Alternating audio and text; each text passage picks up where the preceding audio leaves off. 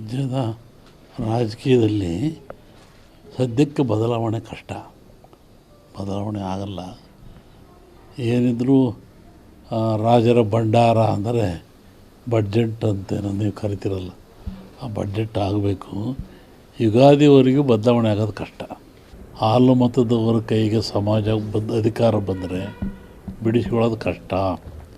ಯಾಕೆಂದರೆ ಅಕ್ಕಬುಕ್ಕರು ಹಾಲುಮತ ಸಮಾಜದ ಪ್ರಮುಖಲ್ಲೊಬ್ಬರು. ವಿಜಯನ ಸಾಮ್ರಾಜ್ಯವನ್ನು ಕಟ್ಟಿದರು ಅವರು ಅಕ್ಕಬುಕ್ಕರು. ಆನಂತರ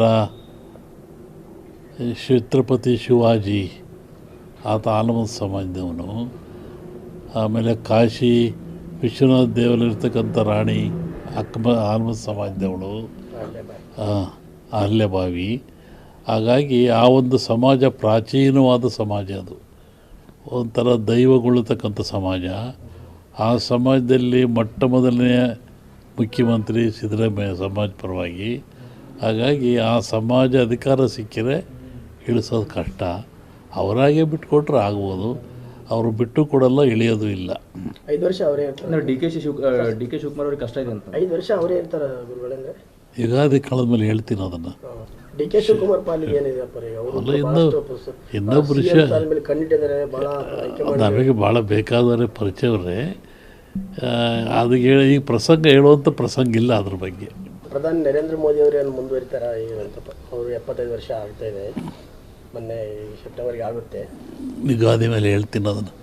ಅದರ ಅಪಾಯ ಇದೆ, ದೇಶಕ್ಕೆ ಅಪಾಯ ಇದೆ, ರಾಷ್ಟ್ರಕ್ಕೆ ಅಪಾಯ ಇದೆ. ಯಾವ ರೀತಿ ಅಂದರೆ ಏನು ಯುದ್ಧ ಸಂಭವ? ಎಲ್ಲ ರೀತಿ ಸಾವು ನೋವು ಆಗ್ತಕ್ಕ ಲಕ್ಷಣ ಇದೆ. ಒಂದಿಬ್ಬರು ಮಹಾ ವ್ಯಕ್ತಿಗಳು ಸಾಯೋ ಲಕ್ಷಣ ಇದೆ. ಅದರಲ್ಲಿ ರಾಜ್ಯದ ರಾಜಕೀಯದಲ್ಲಿ ಸದ್ಯಕ್ಕೆ ಬದಲಾವಣೆ ಕಷ್ಟ. ಬದಲಾವಣೆ ಆಗಲ್ಲ. ಏನಿದ್ರೂ ರಾಜರ ಭಂಡಾರ ಅಂದರೆ ಬಡ್ಜೆಟ್ ಅಂತೇನೋ ನೀವು ಕರಿತೀರಲ್ಲ, ಆ ಬಡ್ಜೆಟ್ ಆಗಬೇಕು. ಯುಗಾದಿವರೆಗೂ ಬದಲಾವಣೆ ಆಗೋದು ಕಷ್ಟ. ಹಾಲು ಮತದವರ ಕೈಗೆ ಸಮಾಜ ಅಧಿಕಾರ ಬಂದರೆ ಬಿಡಿಸ್ಕೊಳ್ಳೋದು ಕಷ್ಟ. ಯಾಕೆಂದರೆ ಅಕ್ಕಬುಕ್ಕರು ಹಾಲುಮತ ಸಮಾಜದ ಪ್ರಮುಖಲ್ಲೊಬ್ಬರು. ವಿಜಯನ ಸಾಮ್ರಾಜ್ಯವನ್ನು ಕಟ್ಟಿದರು ಅವರು ಅಕ್ಕಬುಕ್ಕರು. ಆನಂತರ ಛತ್ರಪತಿ ಶಿವಾಜಿ, ಆತ ಹಾಲುಮತ ಸಮಾಜದವನು. ಆಮೇಲೆ ಕಾಶಿ ವಿಶ್ವನಾಥ ದೇವರಲ್ಲಿರ್ತಕ್ಕಂಥ ರಾಣಿ ಹಾಲುಮತ ಸಮಾಜದವಳು, ಅಹಲ್ಯಬಾಯಿ. ಹಾಗಾಗಿ ಆ ಒಂದು ಸಮಾಜ ಪ್ರಾಚೀನವಾದ ಸಮಾಜ, ಅದು ಒಂಥರ ದೈವಗೊಳ್ಳತಕ್ಕಂಥ ಸಮಾಜ. ಆ ಸಮಾಜದಲ್ಲಿ ಮೊಟ್ಟ ಮೊದಲನೆಯ ಮುಖ್ಯಮಂತ್ರಿ ಸಿದ್ದರಾಮಯ್ಯ ಸಮಾಜ ಪರವಾಗಿ. ಹಾಗಾಗಿ ಆ ಸಮಾಜ ಅಧಿಕಾರ ಸಿಕ್ಕಿದರೆ ಇಳಿಸೋದು ಕಷ್ಟ. ಅವರಾಗೆ ಬಿಟ್ಟುಕೊಟ್ರೆ ಆಗ್ಬೋದು, ಅವರು ಬಿಟ್ಟು ಕೊಡಲ್ಲ, ಇಳಿಯೋದು ಇಲ್ಲ. 5 ವರ್ಷ ಅವರೇ ಇರ್ತಾರೆ. ಡಿ ಕೆ ಶಿವಕುಮಾರ್ ಅವ್ರಿಗೆ ಕಷ್ಟ ಇದೆ ಅಂತ 5 ವರ್ಷ ಅವರೇ ಇರ್ತಾರೆ ಗುರುಗಳಂದ್ರೆ. ಯುಗಾದಿ ಕಳೆದ ಮೇಲೆ ಹೇಳ್ತೀನಿ ಅದನ್ನು. ಡಿ ಕೆ ಶಿವಕುಮಾರ್ ಪಾಲಿಗೆ ಏನಿದೆ? ಇನ್ನೊಬ್ಬರು ನಮಗೆ ಭಾಳ ಬೇಕಾದರೆ ಪರಿಚಯವರೇ.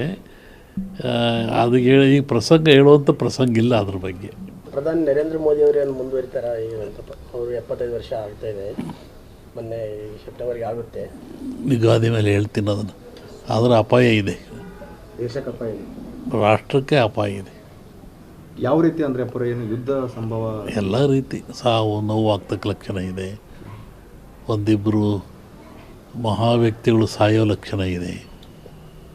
ಅದರಲ್ಲಿ ರಾಜ್ಯದ ರಾಜಕೀಯದಲ್ಲಿ ಸದ್ಯಕ್ಕೆ ಬದಲಾವಣೆ ಕಷ್ಟ. ಬದಲಾವಣೆ ಆಗಲ್ಲ.